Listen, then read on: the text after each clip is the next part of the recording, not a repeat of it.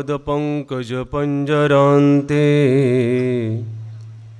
अद्यैव मे विशतु मानसराजहंस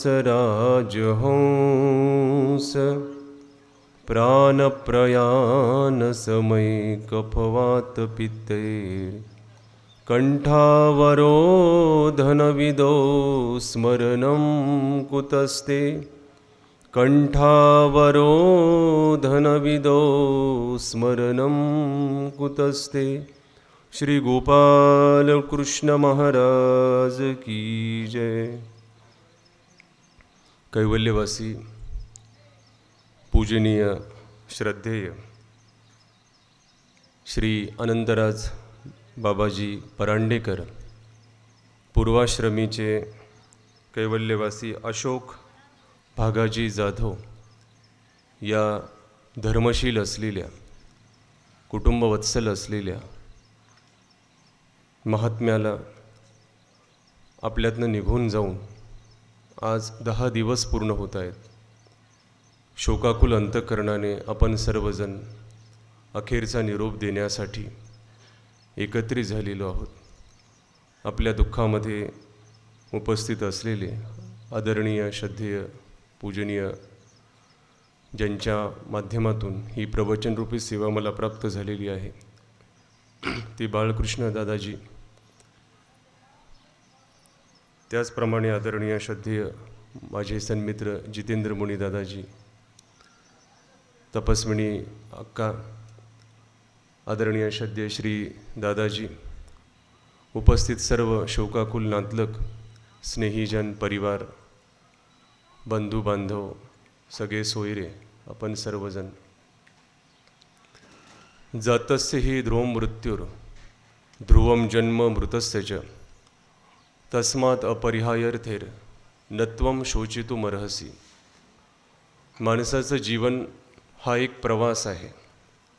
एक प्रवास म्हणून जर आपण या जीवनाकडे पाहिलं तर जिथे या प्रवासाला सुरुवात होते त्या अवस्थेला जन्म असं म्हटलं गेलेलं आहे आणि जिथे हा प्रवास संपलेला राहतो, आटोपलेला राहतो, त्या अवस्थेला मृत्यू असं म्हटलं गेलेलं आहे। आणि म्हणून प्रवास म्हटलं की प्रवासाचा एक नियम असतो, एक पद्धत असते की तो प्रत्येक प्रवाशाला कुठे ना कुठेतरी कोणत्या ना कोणत्या तरी टप्प्यावरती थांबवत असतो, उतरवत असतो। आपण नेहमी प्रवास करतो, आपण कुठेतरी थांबत असतो, उतरत असतो।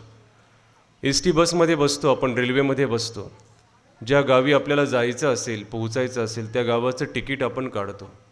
ते गाव आल्यानंतर आपण एस टी बसमधून खाली उतरतो। या ठिकाणी दोनही गोष्टींचा योग जुळून आलेला असतो। आपल्या तिकिटाची मुदत पण संपलेली असते आणि आपल्याला जिथे उतरायचं ती जागासुद्धा आलेली असते। म्हणून आपण एस टी बसमधून अगदी प्रसन्न मनाने खाली उतरतो। जन्म आणि मृत्यूच्या प्रवासामध्ये सुद्धा हाच नियम, हीच पद्धत अगदी जशीच्या तशी आपल्या पाहण्यात येते। आपल्या आयुष्याची मुदत जेव्हा संपलेली राहते, मग कुणाची 50मध्ये संपेल, कुणाची 65मध्ये संपेल, कुणाची 75मध्ये, कुणाची 80, कुणाची 90, कुणाची 100, ही आयुष्याची मुदत जेव्हा संपून जाते आणि आपल्या मृत्यूच्या निश्चित वेळेवरती जेव्हा आपण येऊन पोहोचतो, मृत्यूच्या निश्चित जागेवर जेव्हा आपण येऊन पोहोचतो, तेव्हा आपला जो आत्मा आहे, जो या शरीरामध्ये बसून प्रवास करतो आहे, हा आत्मा या गाडीतून खाली उतरतो। हे खाली उतरणं म्हणजेच जीवनाचा प्रवास संपला असं समजणं। असा हा प्रवास भगवंत गीतेमध्ये अर्जुनाला समजावून सांगतायत की अर्जुना, जातस्य हि ध्रुवं मृत्युर ध्रुवं जन्म मृतस्य च। जो प्राणी जन्माला आलेला आहे, ज्याचा जन्म झालेला आहे, त्याचा मृत्यू हा ठरलेला आहे, त्याचा मृत्यू हा होणार आहे, तो उतरणार आहे, कुठेतरी उतरणार आहे। तो उतरणे म्हणजे मृत्यू, गाडीमध्ये बसणे म्हणजे जन्म, गाडीतून उतरणे म्हणजे मृत्यू। त्याचा मृत्यू होणार आहे आणि ज्याचा मृत्यू होतो त्याचा परत जन्मसुद्धा होतो। मात्र तो जन्म होणार कुठे, कुणाच्या घरी होणार, कसा होणार, परत शरीर असंच मिळेल याची शाश्वती नाही। आपण सांगू शकत नाही की आपला जन्म पुढे होणार कुठे। बसलेल्यांपैकी कोणी सांगू शकतं का इथून गेल्यानंतर आपला जन्म होणार कुठे? कोणीच सांगू शकत नाही। जन्म आपल्या हातामध्ये नाही आणि मरणही आपल्या हातामध्ये नाही। मधला जो प्रवास आहे तो कसा करायचा हे मात्र आपल्या हातामध्ये आहे, तो कसा करायचा। म्हणून भगवंत अर्जुनाला सांगतात की नत्वम शोचितुमर्हसि।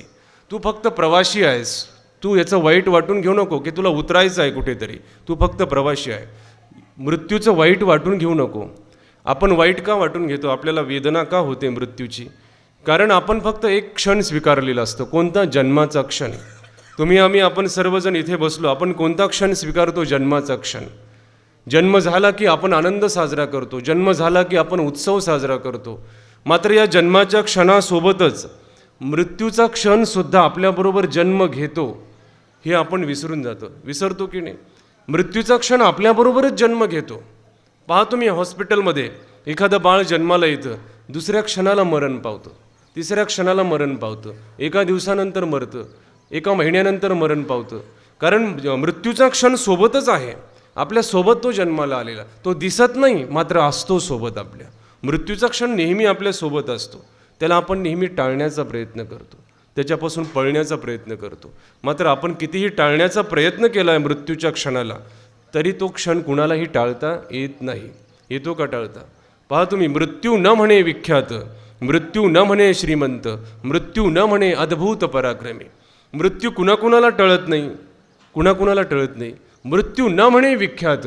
खूप मोठा विख्यात माणूस आहे, खूप प्रसिद्ध माणूस आहे, खूप मोठा प्रसिद्ध झालेला आहे, त्याला मृत्यू टळतो का? पहा तुम्ही, अनेक प्रसिद्ध माणसं आहेत जगामध्ये, खूप प्रसिद्ध आहेत, नेते असतील, संत असतील, अनेक प्रसिद्ध लोक आहेत, त्यांना मृत्यू टळला का आजपर्यंत? कुणालाच टळला नाही. मृत्यू न म्हणे विख्यात, मृत्यू न म्हणे श्रीमंत. मृत्यू हा विचार करत नाही की हा श्रीमंत आहे की हा गरीब आहे. मृत्यू न म्हणे श्रीमंत. मृत्यू श्रीमंतालाही टाळता येत नाही, मृत्यू गरीबालाही टाळता येत नाही. तो एक सारखा पाहुणा आहे, तो कुणाकडेही जातो. न म्हणे श्रीमंत, श्रीमंतालाही मृत्यू टाळता येत नाही. मृत्यू न म्हणे अद्भुत पराक्रमी. आणखी मरण कुणाला टळत नाही? जो पराक्रमी आहे. पहा तुम्ही, जीवनामध्ये आपण स्वतःला खूप पराक्रमी समजतो की मी बलवान आहे, मी बुद्धिमान आहे. आपली बुद्धी, आपलं बळ तिथे कामी पडत नाही. आपली बुद्धी आणि बळसुद्धा तिथे कामी पडत नाही. जेव्हा मृत्यूचा क्षण येतो, पडते का कामी? किती बलवान माणूस असू द्या, किती बुद्धिमान माणूस असू द्या, ऑफिसमध्ये बसून ज्याला ₹1,00,000 महिना पगार आहे असा बुद्धिमान माणूस आहे, त्यालासुद्धा मरण येतं. बुद्धिमान आहे, पराक्रम आहे, बुद्धीचा पराक्रम आहे त्याच्याकडे, तरीसुद्धा मरण येतं. एखाद्याकडे शक्तीचा पराक्रम आहे, ताकद खूप आहे अंगामध्ये, पहिलवान आहे, त्यालासुद्धा मरण येतं. येतं की नाही? पहा तुम्ही, महाभारतामध्ये आपल्याला कर्ण बघायला मिळतो. कर्ण, त्याला कवचकुंडलं होती, जन्मजात कवचकुंडलं घेऊन तो जन्माला आलेला होता की त्याला मरण येणार नव्हतं. कुठलाही बाण त्याच्या शरीराला आरपार भेदून जाऊ शकत नव्हता, असा हा कर्ण. त्याला कवचकुंडलं होती, मात्र त्यालासुद्धा मरण आलं. कसं आलं? पहा तुम्ही, कर्ण जो होता ना, महाभारतातला कर्ण, याला स्वप्न पडलं झोपेमध्ये की कर्णा, उद्या इंद्र येणार आहे तुझ्याकडे, कवचकुंडलं मागेल तुझ्याकडे, ब्राह्मणाच्या रूपात येईल, मात्र तू कवचकुंडलं देऊ नकोस त्याला. मात्र कर्णाचा एक नियम होता. पहा तुम्ही, कर्ण जेव्हा उठायचा ना सकाळी झोपेतून, आंघोळ केली की दारात आलेल्या ब्राह्मणांना तो दान द्यायचा. जे मागेल ते दान प्रत्येकाला देत राहायचा. हा कर्ण, त्याचा नियम होता. सकाळ झाली, त्याने आंघोळ केली आणि बसला, आपल्या चौथऱ्यावरती बसला. ब्राह्मणांची रांग लागली होती, जो जे मागेल त्याला ते दान कर्ण देत होता. आता सगळे ब्राह्मण निघून गेले आणि कर्ण बघत होता की तो ब्राह्मण आला नाही जो माझी कवचकुंडलं मागायला येणार होता. थोडासा सावध झाला कर्ण, मागे वळून पाहिलं. आता निघाला होता घराकडे, तसं दरवाजा वाजला. दरवाजा वाजण्याचा आवाज आला. कर्णाने वळून पाहिलं मागे, तो ब्राह्मण पाठीत वाकलेला, हातात काठी असलेला, डोळे खोल गेलेला, चेहरा सुरकुतलेला ब्राह्मण एक एक पाऊल टाकत कर्णाच्या जवळ येत होता. तो ब्राह्मण आला, कर्णाच्या जवळ येऊन उभा राहिला. कर्णाने प्रणाम केला त्या ब्राह्मणाला. कर्ण म्हटलं, विप्रवर, मी तुमची काय सेवा करू? मला सांगा, तुमची काय सेवा करू? तुम्हाला जमीन हवी का? तुम्हाला गायी हव्यात का? तुम्हाला वासरं हवीत का? तुम्हाला धनसंपत्ती हवी का? तुम्हाला घर हवं का? काय पाहिजे सांगा. तसं तो आलेला ब्राह्मण कर्णाकडे पाहून म्हटलं, कर्णा, हे असलं दान घेण्यासाठी मी तुझ्याकडे आलेलो नाही, असलं दान घेण्यासाठी आलो नाही. मग काय पाहिजे तुम्हाला? जे मी मागेल ते दान तू मला देऊ शकशील का?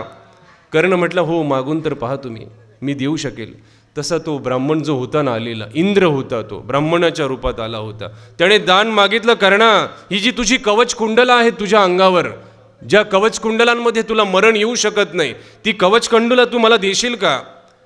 कर्ण क्षणभर गोंधळला, क्षणभर घाबरला. कर्ण मृत्यूला घाबरला नाही, कर्ण मरण्याला घाबरला नाही.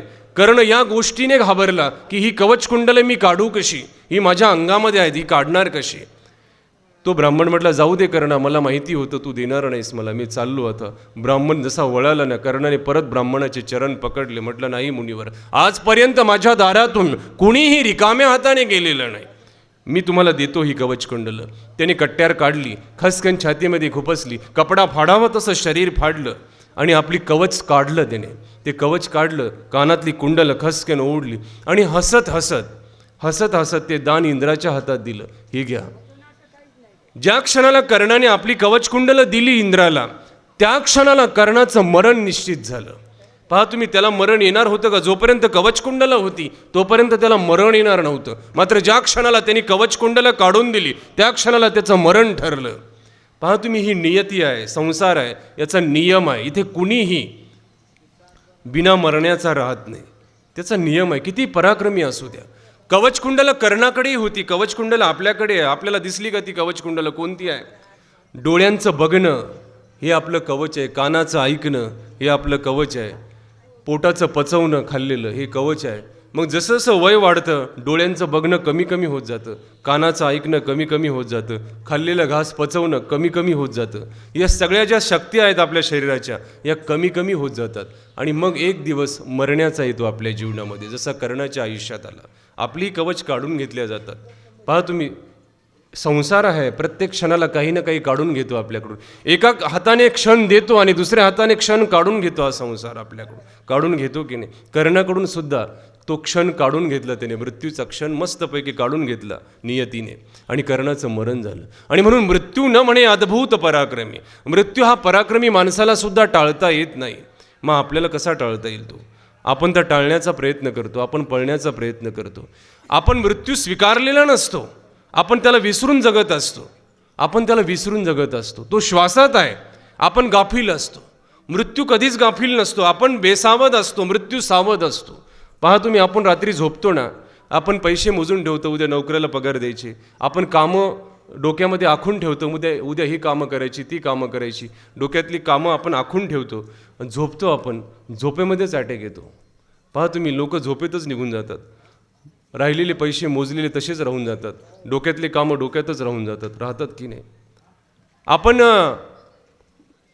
विचार करतो की आता मला चहा प्यायचा आहे, आपण ऑर्डर देतो स्वयंपाकघरामध्ये की चहा ठेवा. आपलं आणि स्वयंपाकघराचं अंतर किती असतं? 5 पावलाचं 10 पावलाचं अंतर असतो. आपण खुर्चीवर बसलेलो असतो, चहाचा कप आपल्या हातामध्ये येईपर्यंत आपण निघून जातो. किती मृत्यू सावध आहे, पहा तुम्ही, किती सावध आहे तो. 5 पावलाच्या अंतरावर एवढा तो जलद गतीने येतो आपल्याकडे, येतो की नाही? अर्धा चहा पिलेला असतो, अर्धा प्यायचा बाकी असतो, त्याही क्षणाला मरण येतं. एक घास पोटात गेलेला असतो, एक चावत असतो, एक मोडण्याच्या तयारीत असतो आपण, त्याही क्षणाला अटॅक येतो, आपण मरण जातो. मृत्यू प्रत्येक क्षणाला सावध आहे. आपण जेवताना बेसावध असतो, आपण झोपताना बेसावध असतो, सगळ्या गोष्टीत आपण बेसावध असतो. मात्र मृत्यूचा क्षण प्रत्येक क्षणाला सावध असतो, तो प्रत्येक क्षणाला सावध असतो की नाही? किसी दिन देख लेना कि तुझको ऐसी नींद आएगी, तू सोया फिर न जागेगा, तुझे दुनिया जगाएगी.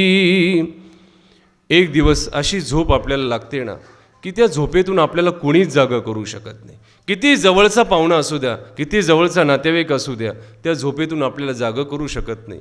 ती झोप म्हणजे मृत्यू आहे आणि ही प्रत्येकाला येते ही झोप, मात्र आपण स्वीकारत नाही. भगवद्गीता सांगते या संसाराचे 4 नियम आहेत. कोणते? जन्म, मृत्यू, जरा आणि व्याधी. जरा म्हणजे म्हातारपण, व्याधी म्हणजे बिमाऱ्या. हे 4 नियम आहेत या संसाराचे. या नियमातून सगळ्यांना जावं लागतं. जन्म आपली इच्छा असो अथवा नसो आपल्याला घ्यावाच लागतो. पहा तुम्ही, मरताना काही लोक म्हणतात की नको बा, परत जन्म नको, आता या जन्मात पुरेपुरे झालेलं असतं, खूप दुःख भोगलेलं असतं. मरताना म्हणतात की परत जन्म नको. मात्र आपल्या म्हटल्याने जन्म चुकतो का? आपली इच्छा नसेल तरी जन्म घ्यावा लागतो. याला म्हणतात नियम संसाराचा. जन्म, त्यानंतर मृत्यू. आपली इच्छा नसते, कुणालाच मरावं वाटत नाही, तरीसुद्धा मरण येतं. नियम आहे तो संसाराचा. त्यानंतर व्याधी, शरीरामध्ये बिमारी लागणं, हा सुद्धा संसाराचा नियमच आहे. असा कुठला माणूस नाही ज्याला कुठली थोडीफार बिमारी नाही. आहे का? कोणीच नाही असा की ज्याला बिमारी नाही. थोडीफार बिमारी प्रत्येकाला आहे. नियम आहे तो संसाराचा, काही ना काही बिमारी लागणार आहे.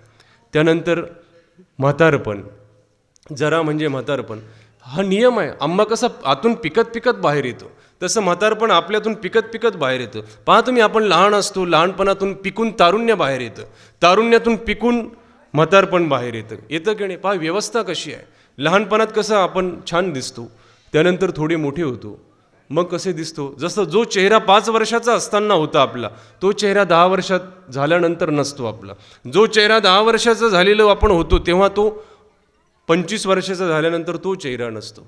पहा तुम्ही, रोज चेहरा बदलत जातो आपला, पिकत बाहेर येतो की नाही? मग म्हातारपण येतं आपल्याला, कळते नाही आपण कशी म्हातारी झालो. एक म्हातारी आजी होती, वय वर्ष 80 झालेलं होतं. गावी यात्रा भरायची, प्रत्येक वर्षी यात्रा बघायला जायची, प्रत्येक वर्षी. याही वर्षी गेली ती यात्रा बघायला. वय आता 80 झालेलं होतं. यात्रा बघत होती, दुकानं लागलेली होते, खाऊची दुकानं होते, खेळणीची दुकानं होते, सगळे दुकानं पाहत फिरत होती. तिला असं वाटलं आपण काहीतरी खरेदी करावं, यात्रेमध्ये काहीतरी घ्यावं. मग गेली एका आरशाच्या दुकानापुढे जाऊन उभी राहिली की आपण आरसा खरेदी करू. आरसा बघत होती, उचलायची, बघायची, ठेवायची, उचलायची, बघायची, तोंड आपलं ठेवून द्यायची बाजूला, आरसा घ्यायची, तोंड बघायची, बाजूला ठेवून द्यायची. असं करता 20-25 आरसे तिने पाहून बाजूला ठेवून दिले. तो जो दुकानदार मुलगा होता ना, तो चकित झाला. तो म्हणला, आजी तुला नेमका आरसा कोणता पाहिजे, कसा आरसा पाहिजे, मला सांग, मी देतो. तशी ती आजी म्हटली, अरे बाळा, मी 16 वर्षाची होते तेव्हा यात्रेत आली होती. मी तेव्हा आरसा खरेदी केला होता 16 वर्षाची असताना. त्या आरशामध्ये माझं सगळं चांगलं दिसायचं. नाक तरतरीत दिसायचं, डोळे गोल गरगरीत दिसायचे, केस काळे कुळकुळीत दिसायचे, दात पांढरे फटक दिसायचे, गाल गोबरे दिसायचे. या आरशात काहीच बरोबर दिसत नाही. या आरशात केस पांढरे झालेले दिसतात, डोळे खोल गेलेले दिसतात, घरात जाळं लागावं तसं चेहरा सुरकुतलेला दिसतो. या आरशात काहीच बरोबर दिसत नाही. तो आरसा मी पाहते, तो आरसा मी शोधते, जो मी 16व्या वर्षी घेतला होता. तिचं ऐकून मुलगा मोठ्याने हसला. दुकानदार म्हटला, आजी तू अगदी बरोबर आहे, आरशाच्या दुकानातच तू उभी आहे. तो आरसा तसाच आहे, कालही तसाच होता, आजही तसाच आहे. बदल आरशात नाही झाला, बदल तुझ्यामध्ये झाला. बदल तुझ्या नाकात झाला, तुझ्या डोळ्यात झाला, तुझ्या चेहऱ्यात झाला, तुझ्या केसात बदल झाला. आरसा तर कालही तसाच होता, आरसा आजही तसाच आहे. बदल कुणात होतो? बदल आपल्यामध्ये होतो. आपण सरकत चाललो, रोज थोडे पुढे सरकत चाललो. आपण कळतही नाही, कधी बालपणातून तारुण्यात आलो, कधी तारुण्यात म्हातारपणात गेलो, म्हातारपणातून कधी खड्ड्यात जाऊन पडलो, कळतही नाही आपल्याला. कळतं का आपल्याला? नकळे कैसे गळले जीवन, आता थोडे उरले जीवन. काळ कधी ना फिरतो मागे, पळापळाने सरले जीवन. स्वप्नीचे सुख मृगजळ सारे, दुःखाने तळ मळले जीवन. भूलैया असा जगाचा, वाटेतची भर कटले जीवन. नकळे कैसे गळले जीवन. कळतही नाही आपल्याला आयुष्य कसं हातातून निष्ठून जातं, कसं निष्ठून जातं, कळतही नाही आपल्याला. आणि म्हणून तो क्षण आपल्याला पकडता आला पाहिजे. मृत्यूचा क्षण ज्याला पकडता आला ना, त्याला आयुष्य ताब्यात घेता आलं. मृत्यूचा सोहळा करता आला पाहिजे आपल्याला. मृत्यूचा सोहळा करता येतो का आपल्याला? मृत्यूचा सोहळा कसा करावा लागतो? मरण आल्यानंतर आपल्या चेहऱ्यावरती भीती नसली पाहिजे, आपल्या चेहऱ्यावर भय नसलं पाहिजे. हे भय अर्जुनाच्या चेहऱ्यावर आलं. पहा तुम्ही, अर्जुन उभा आहे कुरुक्षेत्राच्या युद्धभूमीवरती, त्याने पाहिलं समोर नातेवाईक आहे, चेहरा घाबरला अर्जुनाचा, मोह जागा झाला मनात. आणि मग भगवंताने त्याला भगवद्गीता सांगितली. पहा तुम्ही, भगवद्गीता हा ग्रंथ असा आहे ना की मृत्यूचा सोहळा कसा करायचा हे शिकवणारा हा ग्रंथ आहे. की मृत्यू भयाला ताब्यात कसं घ्यायचं. मृत्यूचं भय सगळ्यांना आहे. पहा तुम्ही, आपण सगळे बसलो नाही इथे, प्रत्येकाच्या मनात मृत्यूचं भय आहे. थोडं का असेना, मृत्यूचं भय सगळ्यांच्या मनात आहे की नाही? अर्जुनाच्याही मनात मृत्यूचं भय होतं. मात्र कुणाच्या भयामुळे घाबरला तो? की आपले नातेवाईक आहे ते मरतील म्हणून अर्जुन घाबरला. त्याला भगवद्गीता सांगितली भगवंतांनी.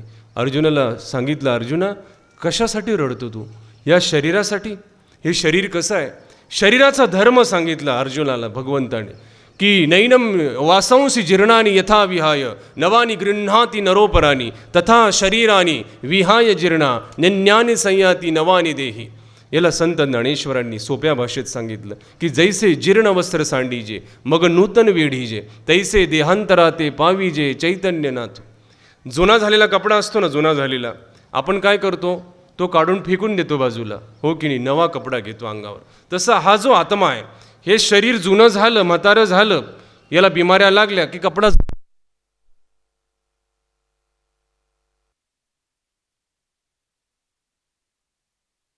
जुना होतो, मग आपण तो काढून ठेवून देतो. तसा आत्मा जो असतो ना मध्ये, हा जुना झालेला कपडा म्हणजे शरीर, याला काढून बाजूला ठेवतो. सगळ्यात चांगला कपडा कोणता या जगामध्ये? हे शरीर, हे जे 3.5 हाताचं शरीर आपल्याला मिळालं ना, हा सगळ्यात चांगला कपडा आहे. याला भगवद्गीतेने कपडा म्हटलेला आहे. वासांसी जीर्णानी यथावी आहे. सगळ्यात चांगला कपडा आहे. आपण दुकानात जातो ना, चांगल्यातला चांगला कपडा घेऊन आपण घरी येतो. हा याच्यासारखा चांगला कपडा कोणताच नाही जगामध्ये. पहा तुम्ही, मुंगीचं शरीरसुद्धा एक कपडा आहे. आपला पाय पडला की तो कपडा फाटून जातो. हत्तीचं शरीरसुद्धा एक कपडा आहे. किती मोठा कपडा आहे तो, तोही फाटून जातो एक दिवस. मात्र या सगळ्या कपड्यांपेक्षा मनुष्य शरीराचा कपडा चांगला आहे. हा कपडा देवाने का दिला आपल्याला? काहीतरी चांगलं काम आपण केलं मागच्या जन्मामध्ये, म्हणून आपण एखाद्या माणसाला शॉल श्रीफळ देऊन त्याचं स्वागत करतो. तसा हा कपडा देवाने आपल्याला दिला, काहीतरी पुण्य आपण चांगलं केलं म्हणून हा कपडा दिला. मात्र हा कपडा वापरता आला का आपल्याला? हा कपडा आपल्याला चांगला वापरताच आला नाही. याला आपण खराब करून टाकला, याला आपण घाणेरडा करून टाकला हा कपडा. आणि मग देताना कसा देतो हा कपडा आपण देवाला? खराब झालेला कपडा परत देतो की नाही? तूने मुझको जग में भेजा निर्मल दे कर काया, आकर के संसार में मैंने इसको दाग लगाया. जन्म जन्म की मैली चादर कैसे दाग छुड़ाऊं, मैली चादर ओढ़ के कैसे द्वार तुम्हारे आऊं, द्वार तुम्हारे आऊं, मैली चादर ओढ़ के कैसे. हा कपडा आपण एवढा खराब करतो संसारामध्ये. परत देताना आपण तसा देत नाही देवाला जसा आपल्याला मिळाला होता. पहा तुम्ही, लहान मुलाचं शरीर कसा कोरा कपडा असतो, देताना आपण चांगला देतो का हा कपडा? कितीतरी वाईट कर्म करून हा कपडा आपण परत देतो. आपण शेजारच्या घरून भाजी आणतो ना वाटीमध्ये, देताना ती वाटीसुद्धा स्वच्छ धुवून आपण परत देतो शेजारच्याला, देतो की नाही? मग हा जो कपडा देवाने चांगला दिला, हा परत चांगला करून झटकून आपल्याला देता येतो का देवाला? कपडा झटकणं म्हणजे काय? परमार्थ करणे, जीवनामध्ये काहीतरी पुण्य करणे. हा कपडा चांगला झटकून घेणे, त्याची घडी करणे व्यवस्थित मरताना, आणि मग तो कपडा देवाला देणे. हा कपडा आपल्याला देता आला पाहिजे चांगला करून. भगवंत अर्जुनाला सांगतात, हा कपडा फाटणार आहे, मात्र फाटण्याच्या अगोदर याचा चांगला उपयोग घेता आला पाहिजे. या कपड्याचा चांगला उपयोग घेता आला पाहिजे.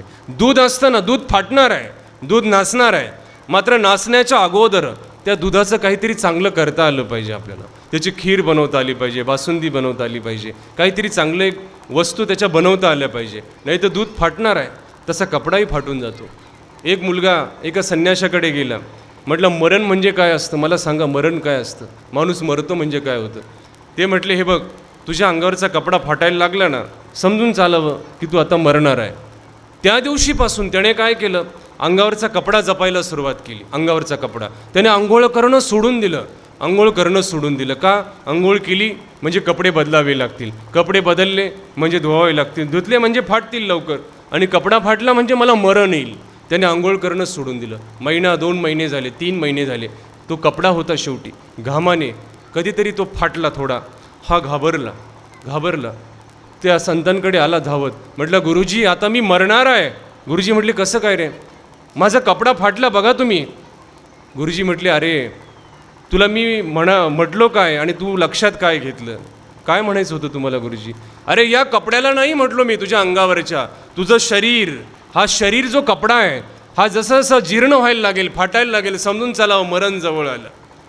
आपल्याही लक्षात येतं का हा कपडा कधी फाटायला लागतो? संत ज्ञानेश्वर सांगतात की पहिला कपडा फाटतो कुठे? कानात फाटतो. वार्धक्य कानाशी कुजबुजे.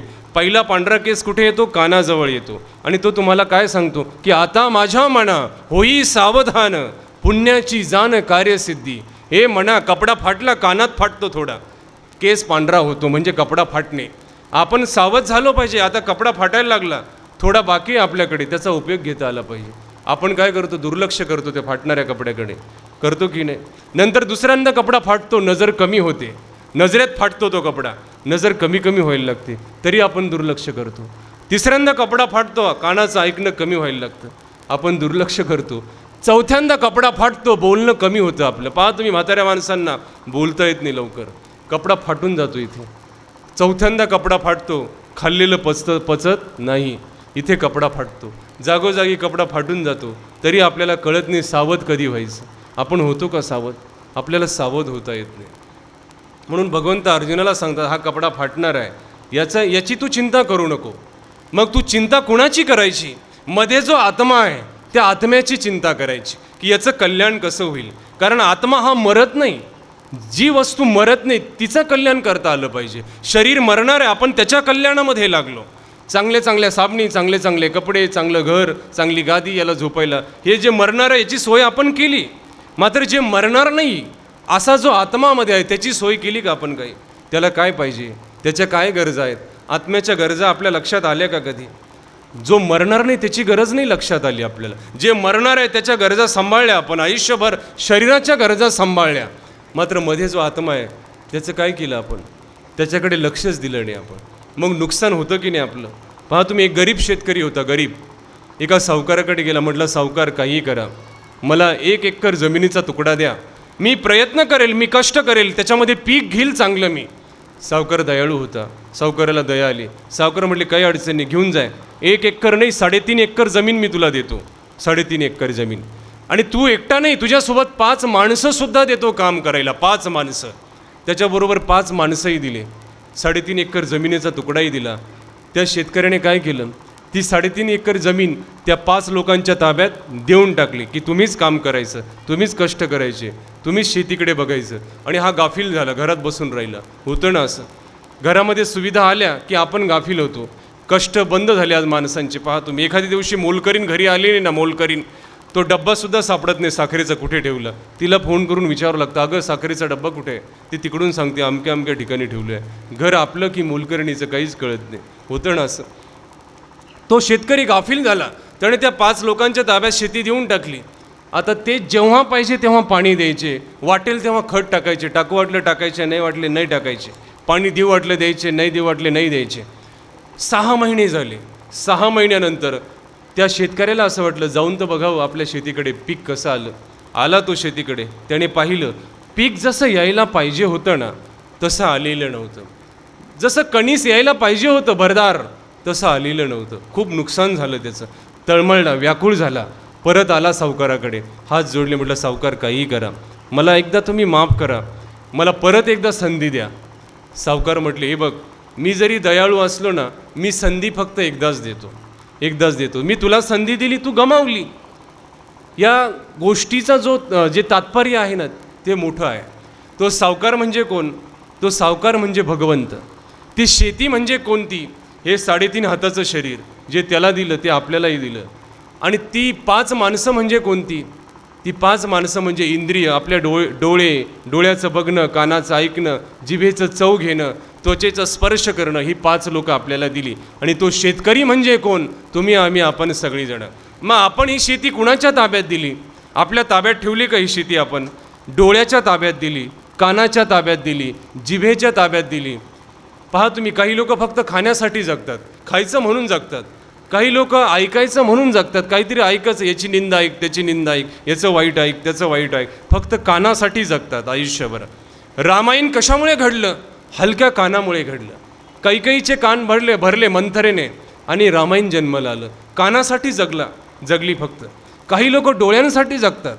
पहा तुम्ही, अमेरिकेतून लोक इकडे येतात वेरूळ अजिंठ्याच्या लेण्या पाहण्यासाठी. कशासाठी? वेरूळ अजिंठ्याच्या लेण्या बघण्यासाठी अमेरिकेतून लोक येतात.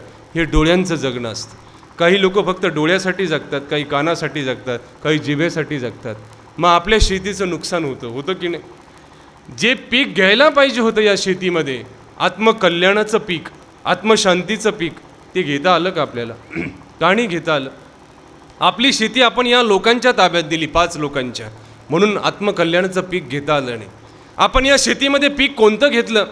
पैशाचं पीक खूप घेतलं आपण, सत्तेचं पीक घेतलं या शेतीतून आपण, सगळ्या गोष्टींचं पीक घेतलं, संसाराचं पीक चांगलं काढलं याच्यातून आपण, मात्र परमार्थाचं पीक घेता आलं का आपल्याला याच्यामध्ये? ही जमीन अशी आहे, याच्यामध्ये जे पेरतो ना आपण ते उगवतं. आज पेरलं उद्या उगवेल, उद्या नाही पुढच्या महिन्यात उगवेल, नाही पुढच्या वर्षात उगवेल, नाही पुढच्या जन्मात उगवेल, मात्र उगवतं. ही जमीन अशी आहे, कसदार जमीन आहे. पहा तुम्ही, जमिनीचा एक नियम असतो, जमीन जी असते ना तिचा एक नियम असतो. तुम्ही जे टाकता ना, तुम्ही जर कारल्याचं बी टाकलं त्या जमिनीत आणि तुम्ही किती धमकी दिली की उद्या आंब्याचं झाड उगवलं पाहिजे, याच्यातून उगवेल का? नाही उगवणार. जमिनीचा नियम आहे, तुम्ही जे टाकाल तेच उगवतं. तुम्ही आंब्याची कोय टाकली आणि सांगितलं उद्या कारल्याची वेल आली पाहिजे, येईल का? नाही येणार. ते जमिनीचा नियम आहे, जे तुम्ही टाकणार तेच उगवणार. तसे हे शरीर म्हणजे काय? जमीन आहे. याच्यात जे कर्म तुम्ही टाकता ते उगवतं. याच्यामध्ये आपण उगवलं काय याचा विचार करा. आपण उगवलं काय या शरीरामध्ये? धन खूप उगवलं, पैसा खूप उगवला, घरं उगवले, प्रपंच उगवला, परमार्थ उगवलं का या जमिनीतून? परमार्थ उगवता आला पाहिजे. आणि म्हणून भगवंत अर्जुनाला सांगतात की तू याच्यामध्ये पीक घे. कोणतं? परमार्थाचं पीक घे. तुला मरताना दुःख होणार नाही. होतं ना आपल्याला दुःख? होतं की नाही? का होतं? कारण आपण मोह मनात ठेवून जगत असतो. आपल्याला दुःख कोण देतं? मोह देतो. मोह. आपण संसाराबरोबर मोह लावला. जी वस्तू आपली नाही तिला आपलं समजणं म्हणजे मोह. भगवद्गीता तुम्हाला सांगते, अर्जुन काय म्हणतो शेवटी भगवद्गीतेत की नष्टो मोह. आता माझा मोह संपला, आता मी याच्यामध्ये परमार्थाचं पीक घ्यायला तयार झालो या जमिनीत. केव्हा तयार झाला? मोह संपल्यावर. मोह आपल्याला, पहा तुम्ही, आपण या संसाराला खरं कशामुळे मानतो की संसार दिसतो हा खरा आहे? कशामुळे? मोहामुळे. याच्यातला मोह बाजूला होऊ द्या, संसार तुम्हाला खोटा वाटेल. आहे तो खोटा आहे, मात्र खरा वाटतो आपल्याला. कशामुळे? मोहामुळे. शरीर आपलं नाही आपलं वाटतं, पैसा आपला नाही आपला वाटतो, घर आपलं नाही आपलं वाटतं. मेल्यानंतर काय जातं सोबत? शरीर येतं का सोबत? बंगला येतो का सोबत? धन येतं का सोबत? काहीच सोबत येत नाही. मग आपण का आपलं मानतो याला? आपल्यामध्ये पडदा आहे, मोहाचा पडदा. तो पडदा जोपर्यंत बाजूला होत नाही ना तोपर्यंत आपल्याला कळत नाही आपण कोण आहोत. कळतं का? संसाराचं स्वरूप आपल्या लक्षात आलं पाहिजे. पहा तुम्ही, एक मुलगा होता, चहा घेऊन जायचा. 3ऱ्या मजल्यावरती साहेबांचं ऑफिस होतं, चहा घेऊन जायचं रोज. आता साहेबांची बदली झाली, दुसरे साहेब आले त्या ऑफिसमध्ये. मुलगा तोच होता, तोच मुलगा होता. त्याने पहिल्या दिवशी चहा दिला साहेबांना, दुसऱ्या दिवशी दिला, तिसऱ्या दिवशी दिला, काठोकाठ भरलेला चहाचा कप. त्या साहेबांनी विचार केला, नवीन आलेल्या साहेबांनी. ते म्हटले आपल्या बंगल्याला लिफ्ट नाही वरती येण्यासाठी, हा पायऱ्या चढत चढत येतो आणि ग्लास असा काठोकाठ भरलेला कसा असतो? त्यांनी विचारलं साहेबांनी 4थ्या दिवशी, इकडे. तो म्हटलं काय साहेब, मला सांग, आपल्या बंगल्याला वरती येण्यासाठी लिफ्ट नाही, तू पायऱ्या चढून वर येतो आणि हा चहाचा ग्लास एवढा काठोकाठ कसा भरून आणतो तू? तो मुलगा म्हटला जाऊ द्या ना साहेब, तुमच्या अगोदर अनेक साहेब आले, ते चहा पिऊन गेले, कोणीच मला विचारलं नाही, तुम्ही विचारू नका, चहा प्या मस्तपैकी. ते साहेब म्हटले नाही, तू जोपर्यंत मला सांगत नाही ना की तू वरती कसा येतो एवढा भरलेला ग्लास घेऊन, तोपर्यंत मी चहा पिणार नाही. मग तो म्हटला ऐका साहेब, जेव्हा मी केटलीतून चहा ओततो ना कपामध्ये, तुमच्या ऑफिसच्या पहिल्या पायरीजवळ येतो ना, खालच्या पायरीजवळ एक मोठा घोट माझ्या तोंडात घेतो मी त्या चहाचा, आणि परत तुमच्या ऑफिसच्या बाहेर आलो का तो घेतलेला घोट परत त्याच्यात टाकतो कपामध्ये, आणि तो चहा मी तुम्हाला देतो. त्या साहेबाला एकदम मळमळून आलं. ते म्हटले अरे आपण याची उष्टी चहा पित होतो, 3 दिवस उष्टा चहा पित होतो. ज्या चहाबद्दल मनात प्रेम होतं त्या चहाबद्दल प्रेम आता राहिलं का साहेबांचं? का नाही राहिलं? कारण त्यांना खरेपणा कळाला, तो चहा येतो कसा हे कळालं त्यांना. तसा संसाराचा खरेपणा जेव्हा कळतो ना आपल्याला, आपला शरीरातला मोह निघून जातो, आपल्या धनातला मोह निघून जातो, सगळा मोह निघून जातो. मग आपल्याला कळतं की आपण कोण आहोत, हो की नाही.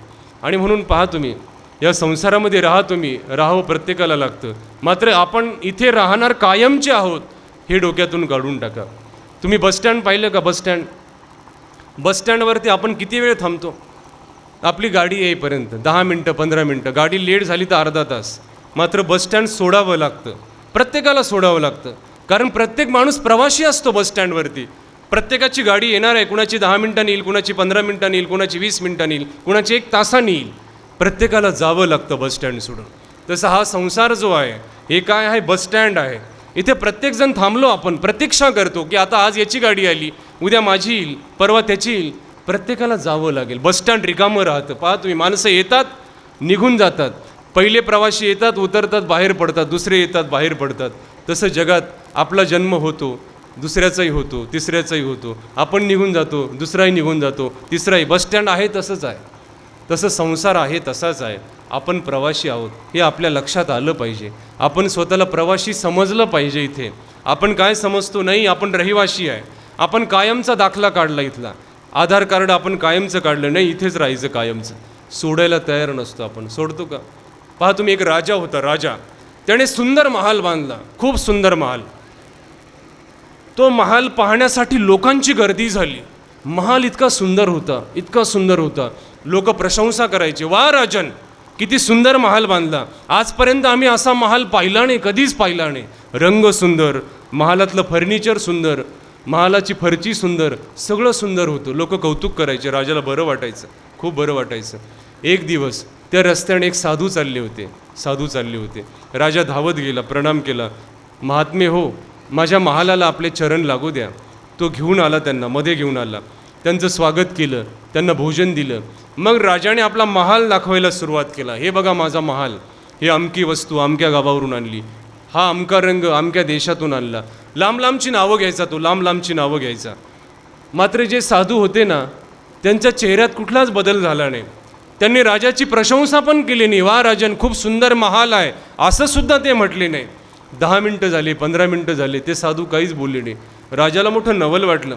राजा म्हटलं की आजपर्यंत अनेक लोक आले, पाहून गेले, कुणी म्हटलं काय चांगलं, कुणी म्हटलं काय चांगलं. मात्र हे साधू काहीच बोलत नाहीत. यांना आवडलं नाही वाटतं, माझा महाल आवडला नाही. त्या राजाने विचारलं की बाबा, एक विचारू का तुम्हाला, हा महाल तुम्हाला आवडला नाही का? तुम्ही काहीच बोलत नाही. 15 मिनटं झाले मी तुम्हाला महाल दाखवतोय माझा, तुम्ही बोलत का नाही? सांगा काहीतरी, याच्यात काही कमी राहिलं का? ते साधू त्याच्याकडे पाहून हसले. म्हटले, हे बघ राजन, हा जो महाल आहे ना, खूप चांगला आहे, खूप भक्कम आहे, सुंदर आहे. फक्त एकच गोष्ट कमी राहिली याच्यामध्ये. काय म्हटले ते? फक्त एकच गोष्ट कमी राहिली याच्यामध्ये. असं म्हटल्याबरोबर राजा परत 2 पावलं पुढे आला. कोणती कमी राहिली मला सांगा, मी भरून काढेल. तुम्हाला फरची आवडली नाही का? फरची बदलून टाकेल.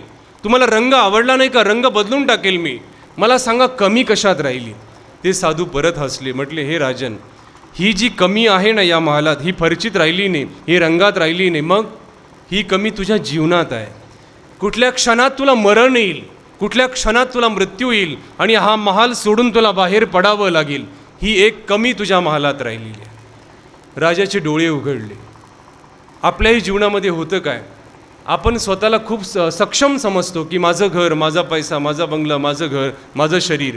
मात्र कमी सगळ्यांच्या जीवनात आहे. सगळं आहे आपल्याकडे, मात्र कमी सगळ्यांकडे आहे. कोणती? मृत्यूची कमी. कधी मृत्यू येईल, शरीर सोडावं लागेल, धन सोडावं लागेल, घर सोडावं लागेल आणि आपल्याला बाहेर पडावं लागेल. ही संसाराची सत्यता आहे. ही आपल्या लक्षात आली पाहिजे. ही आपल्या लक्षात आणून देण्याचं काम भगवद्गीतेने केलेलं आहे. भगवद्गीता सांगते, न जन्म तुमच्या हातात आहे, न मृत्यू तुमच्या हातात आहे. मग आपल्या हातामध्ये काय आहे? मध्ये जे जीवन आहे हे आपल्या हातात आहे. ते जगायचं कसं, कसं जगायचं हे फक्त आपल्या हातामध्ये आहे. मग हे जीवन कसं जगायचं आपण, हे चांगलं जगता आलं पाहिजे. मग चांगलं जीवन जो जगतो ना, त्याला मृत्यूची भीती वाटत नाही. आपल्याला धन कोणतं कमवायचं संसारामध्ये येऊन, कोणतं धन कमवायचं? संत सांगतात की आता जोडीन ते देवाचे चरण, अविनाश धन परमार्थ. सगळ्यात मोठं धन कोणतं आहे जगामध्ये? सगळ्यात मोठं धन कोणतं आहे? जे तुमच्या सोबत येतं मेल्यानंतर. तुम्ही म्हणाल मेल्यानंतर तर दिसत नाही सोबत काही गेलेलं. जे परमार्थाचं धन असतं ना, हे दिसत नसतं, सोबत येतं. तुम्ही बँकेत जाता ना पैसे टाकायला, छोटी खिडकी असते, छोटी खिडकी. तुम्ही पावती भरता, पैसे मध्ये देता, मध्ये पैसे जाताना फक्त दिसतात, मध्ये गेल्यानंतर ते पैसे दिसतात का कुठे ठेवले? कुणालाच दिसत नाही मध्ये पैसे ठेवले कुठे आपले. नंतर तुम्हाला गरज पडते, तुम्ही परत पावती भरता, खिडकी तीच असते छोटी, परत मध्ये सरकवता, ते पैसे परत तुम्हाला दिसतात की नाही? एक भरताना दिसतात आणि घेताना दिसतात, मध्ये ते पैसे दिसत नाही. तसं परमार्थ करताना तुम्हाला दिसतो की आपण देवाला एवढी फुलं वाहिली, आपण देवाला एवढा नमस्कार केला, आपण इतक्या वेळा मंदिरात गेलो, देताना दिसतं, परमार्थ करताना दिसतो. मात्र त्याचं पुण्य किती मिळालं हे आपल्याला दिसत नाही. त्याचं पुण्य किती मिळालं. मग एक क्षण असा येतो, आपण म्हणतो अरे वा माझं सगळं चांगलं झालं. हे काय असतं? आपण केलेल्या पुण्याची ती फेड असते. देव आपल्याला परत देतो, ते परत देतो. म्हणून हे जे आपण चांगलं कर्म करतो हे फक्त आपल्यासोबत येतं. आणि सगळ्यात चांगलं कर्म कोणतं आहे? देवाचं नामस्मरण करणे. हा सगळ्यात सोपा परमार्थ या कलियुगामध्ये आहे. सगळ्यात सोपा परमार्थ, याला काहीच लागत नाही. तुम्ही देवाचं नामस्मरण करा. भज गोविंदम भज गोविंदम गोविंदम भज मूढमते पुनरूपी जननम पुनरूपी मरणम पुनरूपी जननी जठरे शयनम भज गोविंदम भज गोविंदम. सगळ्यात सोपा परमार्थ कोणता आहे? देवाचं भजन करा, देवाचं स्मरण करा. हे स्मरण केल्यानंतर, देवाचं भजन केल्यानंतर जे धन तुम्हाला मिळतं ते धन तुमच्यासोबत येतं. बाकी सगळं धन इथंच राहून जातं. पहा तुम्ही राहतं की नाही. धनानी भूमो पशुवश्च गोष्टे भार्या गृहद्वारी जना स्मशाने देहश्चितायम परलोकमार्गे धर्मानुगो गच्छती जीवमेकम. संतांनी आपल्या आयुष्याचे टप्पे कसे पाडले पहा तुम्ही. टप्पे कसे केले? धनानी भूमो, माणूस गेल्यानंतर जे धन कमावलेलं असतं ते कुठे राहतं? जमिनीमध्ये राहतं. पहिल्या काळात लोक पैसे कुठे ठेवायचे? जमिनीत ठेवायचे, गाडून. बँक नव्हती, कुठलीच बँक नव्हती. लोक जमिनीत पैसे ठेवायचे. मेल्यानंतर ते पैसे जमिनीतच राहून जायचे. सांगायचं राहून जायचं की इथे पैसे आहे, जमिनीत तसंच राहून जायचं ते धन.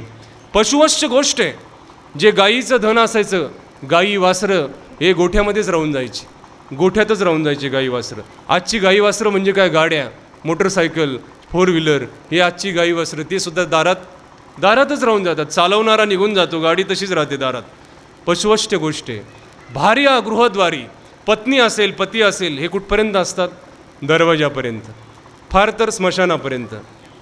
जे मित्र परिवार असतो आपला, जे मित्र असतात ते कुठपर्यंत? स्मशानापर्यंत. जे शरीर असतं आपलं हे कुठपर्यंत? चितेपर्यंत. एकदा चितेवर शरीर ठेवलं, त्याला जाळ दिला की शरीरसुद्धा निघून जातं. मग सोबत येतं काय आपल्या? कोण येतं सोबत? धर्मानुगो गच्छती जीवमेकम.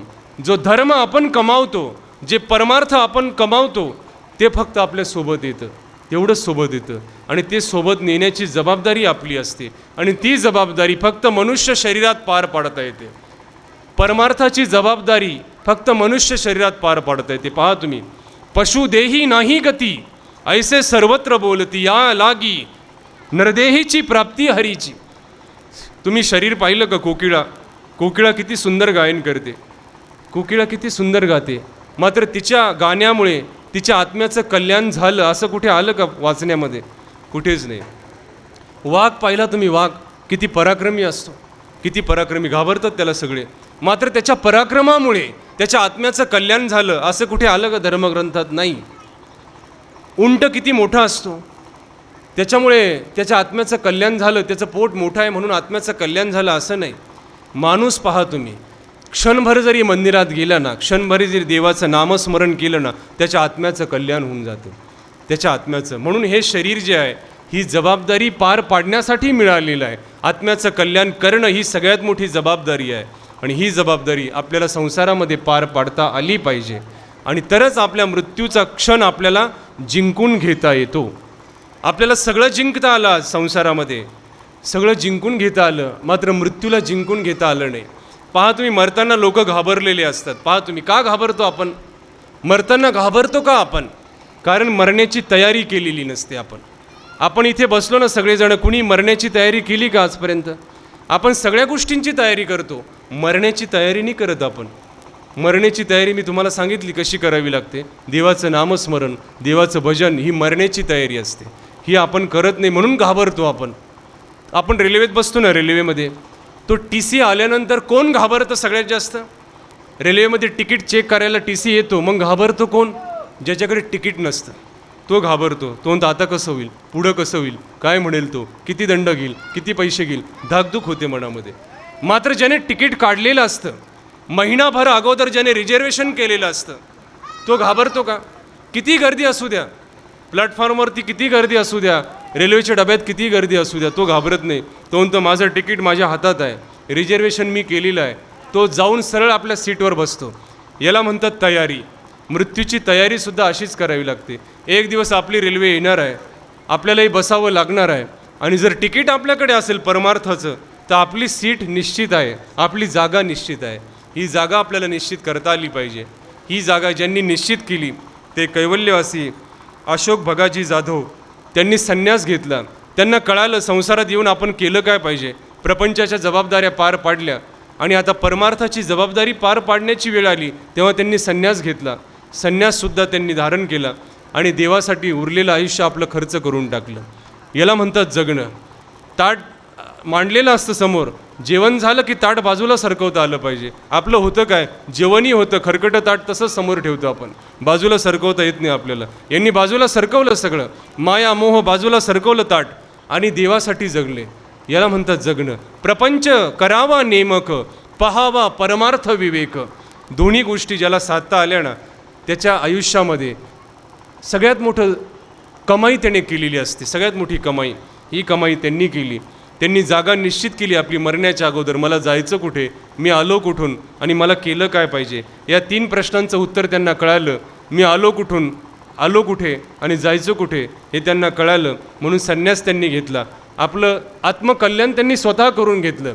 नंतर पिंडदान हे काही करण्याची गरजच ठेवली नाही. हे पिंडदान का करावं लागतं, ज्याने स्वतःचं कल्याण केलं नाही आयुष्यात त्याचं पिंडदान करावं लागतं. भगवद्गीता सांगते उद्धरेदात मनात्मानम आत्मानम मवसादयत. ज्याने ज्याचा उद्धार स्वतःच करून घेतला, ज्याने स्वतःचं पिंडदान करून टाकलं. पिंड म्हणजे शरीर, ज्याने जिवंतपणेच देवाला देऊन टाकलं आपलं शरीर. नंतर राहिलं काय त्याचं, काहीच तर राहिलं नाही. जे लोक आयुष्यभर देवाचं नाव घेत नाही त्यांना उचलल्यानंतर म्हणावं लागतं राम नाम सत्य आहे. लोकांकडून उसणं घ्यावं लागतं पुण्य. त्याने तर केलेलं नसतं पुण्य, उसणं पुण्य द्यावं लागतं त्याला, मग वर पोचवावं लागतं. इथे उसणं पुण्य घेण्याची गरजच नाही. स्वतःच तो पुण्यमय झाला आत्मा, स्वतःच पावन झाला तो. आणि स्वतः जी वस्तू पावन होते तिला परत गंगाजलाला पावती घ्यावी लागते का? जे गंगाजल असतं त्याला कोणाकडून पावती घ्यावी लागते का, मला पवित्रपणाची पावती द्या? नाही. आपण गंगाजलाने पाय धुतो एखाद्याचे, का ते पवित्र आहे म्हणून त्याचे पाय धुतो. तसं जो पुण्यात्मा असतो त्याला पावती घ्यावी लागत नाही कुणाची, की अरे माझं हे करा, माझं ते करा, काहीच नाही. मात्र तरीसुद्धा या परिवाराने 10 दिवसांमध्ये या जीवाच्या निमित्ताने जे अन्नदान केलेलं आहे, अन्नदान सगळ्यात मोठी वस्तू आहे. अन्नदानामुळे शरीर आपल्याला मिळते. हे शरीर मिळालं कशामुळे आपल्याला? अन्नदान. एकमेव क्रिया म्हणजे अन्नदान, ज्याच्यामुळे शरीर मिळतं आपल्याला.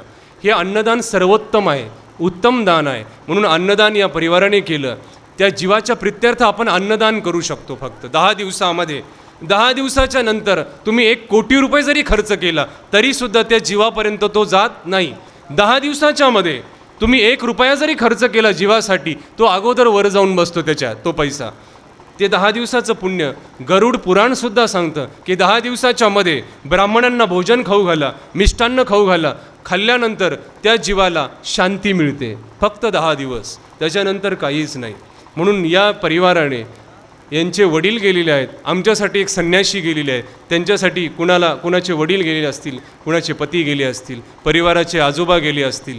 या सगळ्या नात्यांना एका व्यक्तीच्या जाण्यामुळे हे सगळे नाते अनाथ होतात. पहा तुम्ही, सगळ्या नात्यांमध्ये पोकळी निर्माण होते. म्हणून आज या परिवाराला खूप मोठा शोक झालेला आहे. वडिलांचं जाणं, छत्र हरवणं हे खूप मोठा धक्का असतो प्रपंचामध्ये. मात्र त्यांनी तयारी अगोदरच करून दिली होती. संन्यास घेतल्यानंतर त्यांनी मोह अगोदरच कमी कमी केला होता. म्हणून त्यांनी आपल्या जीवनाचा उत्सव केला, मृत्यूचा उत्सव करून टाकला.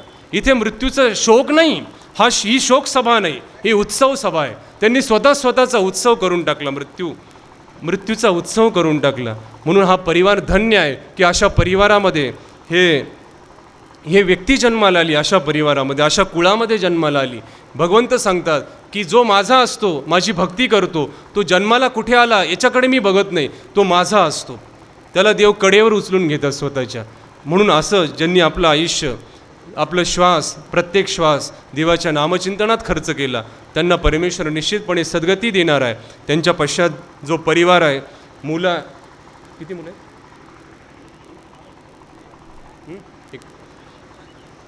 एक मुलगा आहे, 3 मुली आहेत, बरोबर? 1 मुलगा 3 मुली. पहा तुम्ही, आज असा 10व्याचा मंडप आम्ही कुठेच पाहिला नाही. एवढी मस्तपैकी व्यवस्था. हे काय असतं? हे वडिलांबद्दलचं ऋण असतं. पहा तुम्ही, व्यक्त करणे याला म्हणतात. आज अशा अशी मुलं फार कमी झाली संसारामध्ये, अशी मुलं कमी झाली. मुलं आईवडिलांच्या वाट्याला येत नाहीत मरताना. पहा तुम्ही, मरताना आईवडिलांच्या जवळ मुलं नसतात, असतात कुठे बाहेर असतात, लांब असतात. कुणाचे आईवडील अनाथ आश्रममध्ये असतात. पहा तुम्ही, आणि ते आईवडील वाट पाहतात, आज येईल मुलगा, उद्या येईल मुलगा, परवा येईल, मात्र ती मुलं समोर नसतात मरताना. आज इथे पहा तुम्ही किती चांगलं पुण्य कमवलं या आत्म्याने, की आज मुलं स्वतः, मुली आज सगळे उपस्थित आहे. त्यांचा हा सोहळा आज या ठिकाणी ते पार पाडतायत. याला म्हणतात उत्तम संतती. मुलगा एकच असावा, मात्र गुणी असावा, तो गुणवान असावा. पहा तुम्ही, महाभारतामध्ये 100 मुलं होती, धृतराष्ट्राची 100 मुलं होती, मात्र 100ही मुलं काहीच कामाची नव्हती. होती का? मुलगा एकच असावा. आकाशात चंद्र एकच असतो, मात्र सगळ्या जगाला प्रकाश देतो. कुळामध्ये एकच मुलगा चांगला असावा, सद्गुणी असावा. असा मुलगा ज्या बाबांनी जन्माला घातला, मुली आहेत 3 मुली, ही सर्व संतती चांगली आहे. म्हणून परमेश्वराला तोष आहे. अशा परिवाराची बद्दल परमेश्वराला प्रसन्नता वाटते. कळी कन्या पुत्र रत्न होती जे सात्विक, त्याचा हरिक वाठे देवा. परमेश्वराला हर्ष निर्माण होतो. अशी संतती, अशी मुलं ज्या घरात जन्माला आलेली असतात, की वडिलांचं उत्तर कार्य इतक्या चांगल्या पद्धतीने त्यांनी आज केलेलं आहे. म्हणून त्यांच्याही मनाला, त्यांच्याही आत्म्याला आज निश्चितपणे शांती मिळालेली आहे. ही शांती त्यांना मिळालेली आहे. या परिवाराने या वडिलांच्या प्रित्यर्थ केलेली ही सर्व क्रिया परमेश्वर स्वीकारात घेऊ. आणि त्यांच्या दशक्रियेच्या निमित्ताने आपण सर्वजण या ठिकाणी आलेले आहात. या निमित्ताने आपण जे चिंतन ऐकलेलं आहे भगवद्गीतेच्या श्लोकावरती, की जातस्य ये ध्रुवम मृत्यू ध्रुवम जन्म मृतस्य च. मरण हा एक प्रवास आहे. प्रवासामध्ये बसायचं कसं हे आपण ठरवायचं असतं. रेल्वेत आपण सगळे बसतो, 50-100 लोक रेल्वेत असतात. कुणी पेपर वाचत प्रवास करतं, कुणी चहा पीत प्रवास करतं, कुणी भांडण करतं. तेवढ्याच प्रवासामध्ये भांडण करून पण प्रवास चाललेलाच असतो. कुणी झोप घेतं, मस्तपैकी 3 तास झोपूनच घेतं. मात्र रेल्वे चाललेली आहे तिला काही माहिती नसतं. नंतर स्टेशन आल्यानंतर भांडण करणारा खाली उतरतो, चहा पिणाराही खाली उतरतो, पेपर वाचणाराही खाली उतरतो, झोप घेणाराही खाली उतरतो. याच्यामध्ये सगळ्यात जास्त आनंद कोण घेतं प्रवासाचा? जो खिडकीत बसतो, बाहेरचे डोंगर पाहतो, निसर्ग पाहतो, नद्या पाहतो, नाले पाहतो, तो आनंद प्रवासाचा घेतो. तसं संसारामध्ये सगळ्यात जास्त आनंद कोण घेतं? जो संसाराचे कर्तव्य करतो, परमार्थही करतो, आणि मग उतरण्याची वेळ जेव्हा येते संसारातून, तेव्हा तो प्रसन्न मनाने खाली उतरतो. म्हणून भगवद्गीता सांगते, अंतकालेच मामेव स्मरण मुक्त्वा कलेवरम. जो अंतकाळी माझं स्मरण करत करत, माझं चिंतन करत करत या गाडीतून खाली उतरतो, तो कुठेच जात नाही, दुसरीकडे कुठेच जात नाही. एखादा पाहुणा येतो ना, त्याच्याकडे पत्ता असतो. पहा तुम्ही, एस टीतून उतरलं की सरळ रिक्षेत बसतो आणि त्या पत्त्यावर आपल्या घरी येतो. तसं भगवंत सांगतात, त्याच्याकडे माझ्या नावाचा पत्ता असतो. तो जसा उतरतो ना या गाडीतून खाली, तसा तो सरळ माझ्याकडे येतो. तो दुसरीकडे कुठेच जात नाही, भरकटत नाही तो संसारामध्ये. बाकी भरकटण्याचे काम अनेक आहेत जगामध्ये, तो भरकटत नाही, तो सरळ माझ्याकडे येतो. म्हणून ज्यांची गती उत्तम गती झालेली आहे संन्यास घेतल्यामुळे, ज्यांना उत्तम गती मिळालेली आहे, अशी उत्तम गती म्हणजे परमेश्वराकडे ज्यांची वाटचाल झालेली आहे, असा हा पुण्यपावन आत्मा होता, ज्याला आपण सगळीजणं आज निरोप देत आहोत. शेवटचा हा निरोप आहे. आणि म्हणून झालेली ही सेवा मी परमेश्वरचरणी प्रार्थना करतो.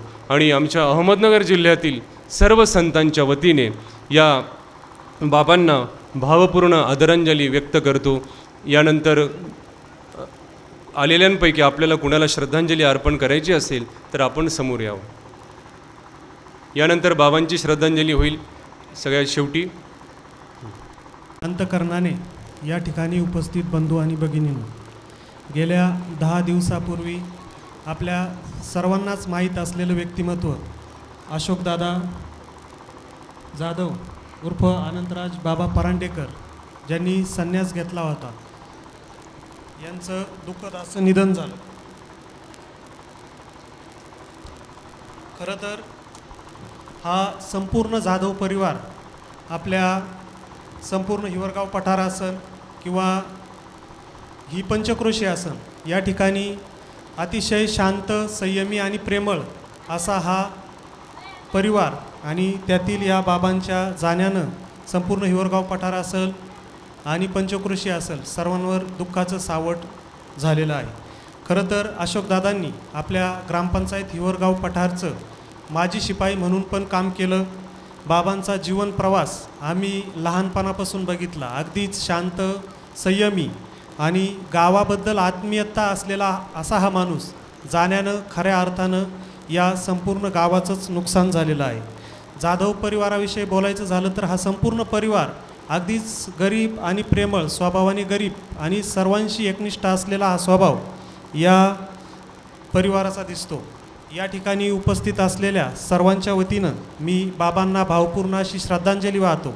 यानंतर मी आमंत्रित करतोय भाऊ उगले शेंडेवाडी सरपंच यांना की त्यांनी बाबांना श्रद्धांजली अर्पावी. यानंतर मी आमंत्रित करतोय हिवरगाव पठार सोसायटीचे माजी चेअरमन गजानन कोंडाजी खाडे यांनी या ठिकाणी येऊन बाबांना श्रद्धांजली वाहायची.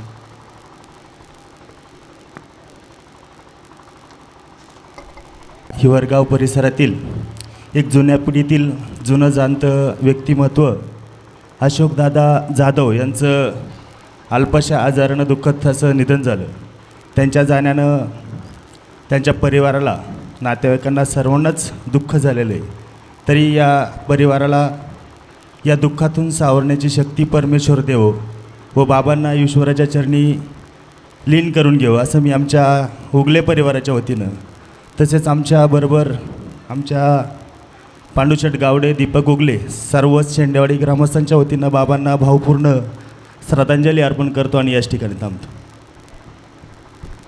दुःखित अंतकरणाने जमलेले समस्त ग्रामस्थ, नातेवाईक, बंधू आणि भगिनींनो, आज या ठिकाणी गेल्या 10 दिवसापूर्वी कैलासवासी अशोक भागाजी जाधव यांचं दुःख निधन झाले आणि त्यांच्या या निधनामुळे त्यांच्या जाधव परिवारावरती दुःखाचं संकट कोसळ पसरलेलं आहे. आणि या त्यांच्या दसक्रियाविधीच्या निमित्तानं या ठिकाणी परमपूज्य संदीपराज दादा कपाटे महाराज श्रीरामपूर यांनी अतिशय चांगली अशी प्रवचनरूपी सेवा केली. त्याबद्दल त्यांचे जाधव परिवाराच्या वतीनं आणि हिवरगाव पठार ग्रामस्थांच्या वतीनं हार्दिक स्वागत करतो, अभिनंदन करतो. आणि अशोकदादांना माझ्या खाडे परिवाराच्या वतीनं आणि संपूर्ण हिवरगाव पठार परिवाराच्या वतीनं भावपूर्ण अशी श्रद्धांजली अर्पित करतो आणि थांबतो. जय हिंद.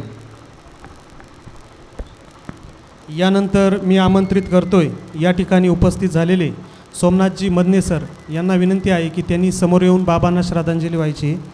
यानंतर मी आमंत्रित करतोय दिलीपजी बोराडे सर अकोले या ठिकाणी इथून या ठिकाणी उपस्थित झालेले सर यांना मी आमंत्रित करतोय की त्यांनी समोर येऊन बाबांना श्रद्धांजली व्हायची.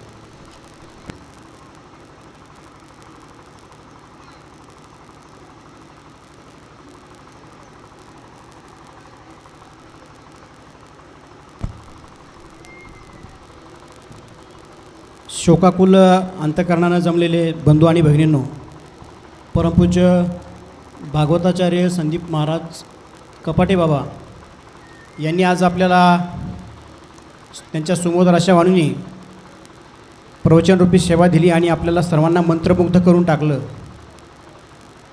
आमचे मेवणे अशोकदादा तथा परमपूज्य अनंतराज बाबा परांडेकर, खरं तर लहानपणापासूनच आम्ही त्यांना चांगला अनुभवतो. त्यांनी प्रपंचही केला आणि पुढे संन्यास घेऊन परमार्थही केला. ज्ञानेश्वरीमध्ये ओवी आहे, म्हणोनी जाणतेनो गुरु भजिजे तेने कृतकार्य होईजे, जैसे मूळ सिंचन सहजे शाखा पल्लव संतोषती. त्याचप्रमाणे त्या उक्तीचा प्रत्यय आज या ठिकाणी येतो आहे की स्वतःचं जीवन सर्व सुरुवातीपासूनच त्यांना परमार्थाची फार आवड होती आणि नंतरही संन्यास घेऊन त्या ठिकाणी ते सद्गुरूंच्या स्थानी गेले आणि अतिशय चांगल्या प्रकारे स्वतःचं जीवन फुलवण्याचा प्रयत्न केला. त्याचप्रमाणे मागे असणारी जी त्यांची मुलं असतील, मुली असतील, यांनासुद्धा त्या ठिकाणी त्यांनी कृतकृत्य करून टाकलेला आहे. आजचा जर आपण कार्यक्रम पाहिला तर अशोकदादांचा हा कार्यक्रम असा होणं हे खरं तर ते सुद्धा कृतकृत्य झाले असतील.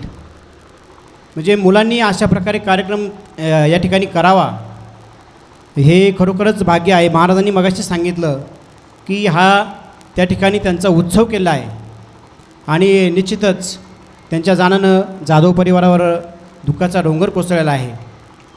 त्यांना या दुःखातून सावरण्याची शक्ती मिळो अशी मी परमेश्वरचरणी प्रार्थना करतो. आणि माझ्या मदने परिवाराच्या वतीनं, समस्त अहमदनगर जिल्ह्याच्या नाभिक बांधवांच्या वतीनं, सी न्यूज मराठी वृत्तवाहिनी, दैनिक नायक परिवार आणि आधार फाउंडेशन परिवार या सर्वांच्या वतीनं भावपूर्ण श्रद्धांजली अर्पण करतो आणि थांबतो. रामकृष्ण हरी. यानंतर बोराडे सर यांना मी विनंती. शोकाकुल बंधू भगिनींनो, आज आपण परमपूज्य अनंतराज बाबा परांडेकर अर्थात कैलासवासी अशोक भागा जाधव यांच्या दशक्रिया विधीच्या निमित्तानं आपण सर्वजण दुःखित अंतकरणानं या ठिकाणी एकत्रित जमलेलो आहोत. खरं तर मी तर म्हणेल हा बाबांचा आनंद उत्सव आज आपण साजरा करतो आहे. बाबांनी संसार केला, संसारातील त्यांची कर्तव्ये, त्यांच्या जबाबदाऱ्या त्यांनी अतिशय प्रामाणिकपणे पार पाडल्या आणि महाराजांनी सांगितल्याप्रमाणे जीवन आणि मृत्यू यामध्ये जो प्रवास असतो तो प्रवास व्यक्तीनं कोणत्या पद्धतीनं केला पाहिजे, संसार करता करता परमार्थ देखील व्यक्तीनं केला पाहिजे, तरच त्या व्यक्तीच्या आयुष्याचं सार्थक होतं आणि परमेश्वराच्या चरणी त्या व्यक्तीला आश्रय मिळत असतो.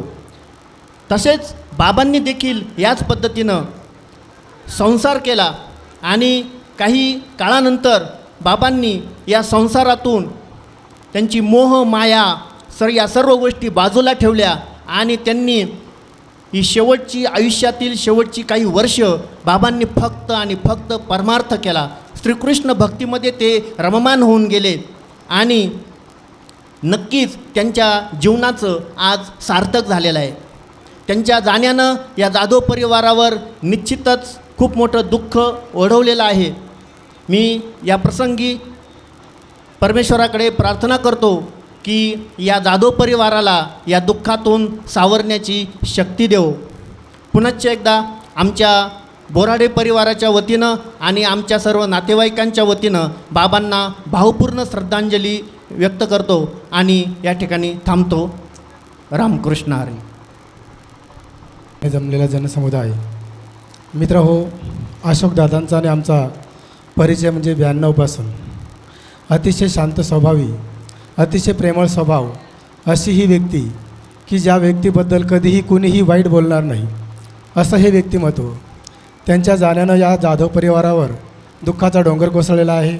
मी परमेश्वराजवळ विनंती करील की परमेश्वर या जाधव परिवाराला या दुःखातून सावरण्याची शक्ती देवो आणि माझ्या शेख कुटुंबियांच्या वतीनं तसेच माझ्या समवेत आलेले माझे सहकारी काळे गुरुजी यांच्या वतीनं आणि सर्व शिक्षक बांधवांच्या वतीनं या बाबांना भावपूर्ण श्रद्धांजली अर्पण करतो. रामकृष्ण हरी. यानंतर या ठिकाणी उपस्थित असलेले भागवताचार्य गोविंदराज शास्त्री अंजनगावकर यांना मी विनंती करतो की आपण बाबांना श्रद्धांजली व्हायची.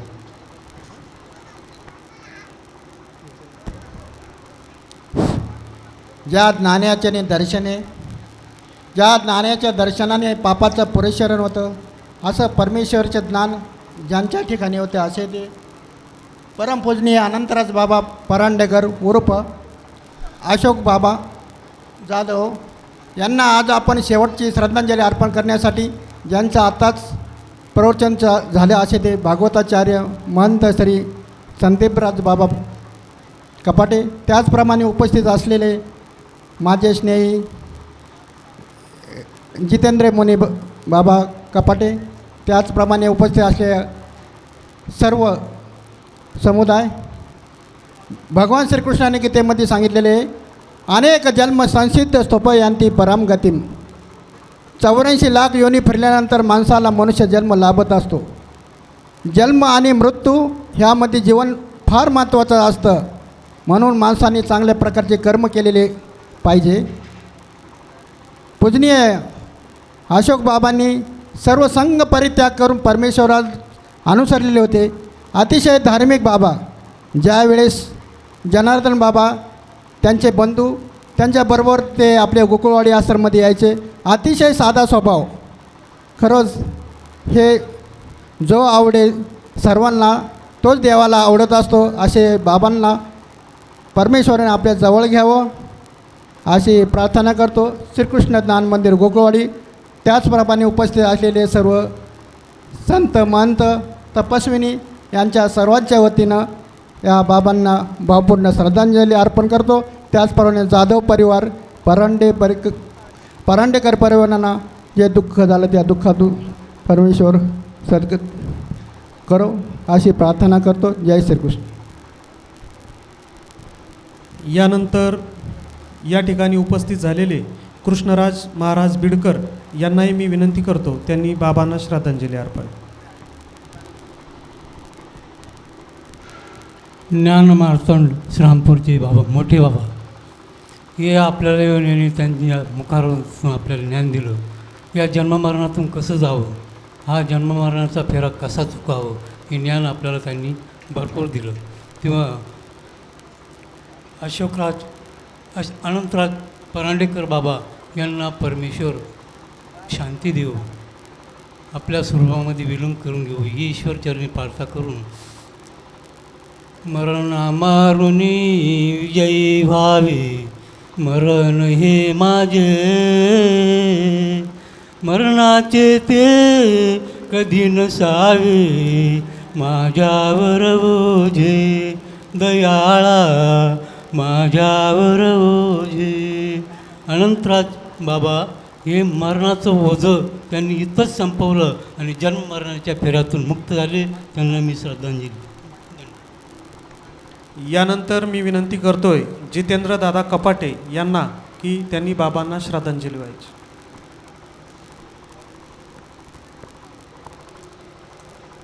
देहिनो अस्मिन् यथा देहे कौमारं यौवनं जरा तथा देहांतर प्राप्तिर्धीरस्तत्र न मुह्यते. माणसाच्या जीवनाचा प्रवास हा 6 टप्प्यातून जात असतो. स्थीयते, जायते, वृद्धी येते, विपर्यते, क्षीयते आणि मिरियते. असा हा जीवनाचा जो प्रवास आहे तो प्रवास कशा पद्धतीचा असावा हा आपल्याला भागवताचार्य बाबांनी मागाशी सांगितलेलंच आहे की जीवनाचा प्रवास कशा पद्धतीचा असावा. सुखद असावा, दुःखद असावा किंवा भांडणं करीत जावा, कशा पद्धतीत जावं. तरी आपल्यातून कैवल्यवासी जे अनंतराज बाबाजी गेलेले आहेत यांनी आपला इहलौकिक आणि परलौकिक हा दोन्ही प्रकारचा जो प्रवास आहे हा प्रवास त्यांनी अत्यंत सुखद पद्धतीने केलेला आहे. या मनुष्य जन्मात येऊन त्यांनी इहलौकिक जीवन तर सार्थकी लावलेच, कारण इथं जमलेली जेवढी शोकाकुल अंतःकरणाने जेवढी जमलेली लोक आहेत आणि या प्रत्येकाच्या अंतःकरणात त्यांच्याविषयी जे प्रेम आहे हे प्रेम सांगतं की त्यांनी त्यांचा इहलौकिक प्रवास कशा पद्धतीने केला. आणि ब्रह्मचर्य आश्रम, गृहस्थ आश्रम, वानप्रस्थ आणि संन्यस्त हे आपल्या हिंदू संस्कृतीचे 4 टप्पे आहेत जीवनाचे. त्यांनी शेवटचा जो टप्पा होता तो शेवटचा टप्पा त्यांनी अगदी योग्य वेळेत सार्थ करून आपल्या जीवनाचे इहलौकिक आणि परलौकिक दोन्ही प्रकारचे सार्थ त्यांनी जीवनाचे करून घेतले आहेत. आणि म्हणून मी कैवल्यवासी अनंतराज बाबाजी परांडेकर यांना माझ्या वतीने भावपूर्ण आदरांजली समर्पित करतो. आणि त्यांच्या जाण्याने जी काही परांडेकर परिवार असेल हा संन्यस्त कुळातला किंवा त्यांचा जो काही जाधव परिवार आहे यांना त्या दुःखामधून सावरण्याची शक्ती ईश्वर प्रदान करो. एवढे बोलून थांबतो. या दशक्रियाविधीसाठी आपल्या संगमनेर तालुका असन, अकोले तालुका असन, त्याचबरोबर राहता असेल श्रीरामपूर असन येथून बरेच पाहुणे मंडळी उपस्थित झालेले आहेत. मी त्यांनाही धन्यवाद देतो. त्यांच्याही वतीनं बाबांना श्रद्धांजली वाहतो. आज या ठिकाणी संदीपराजदादा कपाटे यांनी आपल्या गोड वाणीतून आपल्याला जे मार्गदर्शन केलं, खरं तर त्यांच्याविषयी बोललंच पाहिजे. मी इथून मागेही प्रवचन ऐकले, परंतु अगदी वेगळेपण असलेलं असं हे बाबांचं प्रवचन आज खऱ्या अर्थानं आमच्या गावाला भावलं, म्हणून मी त्यांचे धन्यवाद देतो.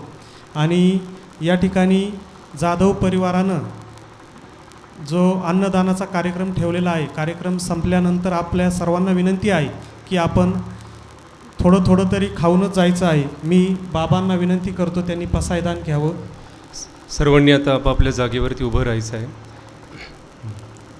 नमो चक्रधरा, नमो चक्रधरा, नमो चक्रधरा. चक्रधरा नमो योगेश्वरा नमो चक्रधरा, नमो योगेश्वरा. अभयातची हे विश्व जगावे, अभयातची हे विश्व जगावे. प्रसन्न व्हावे जन हे अगवे, कश्मळ सारे दूर करा. नमो चक्रधरा नमो योगेश्वरा.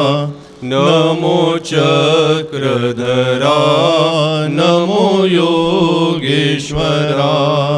परज्ञानाचे करण्या मंथन, अंतरात हो तुझेची चिंतन. भक्तीने उद्धार करा. नमो चक्रधरा नमो योगेश्वरा.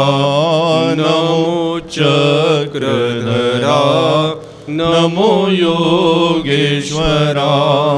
परमार्ग हे जीवन व्हावे, मंगल मंगल हृदयी यावे.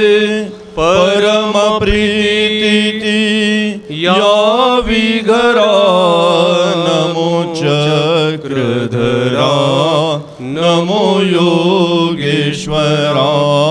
नमो चक्रधरा नमो योगेश्वरा. सर्वज्ञ श्री चक्रधर स्वामी की जय. यानंतर पुष्पांजली होईल. ज्यांना पुष्प अर्पण करायचे असतील त्यांनी समोर पुष्प अर्पण करायचे आहेत. सर्वे भवन्तु सुखिनः, सर्वे जाधव. सन्तु निरामय, सर्वे भद्राणि पश्यन्तु, मा कश्चित् दुःखभाग् भवेत्.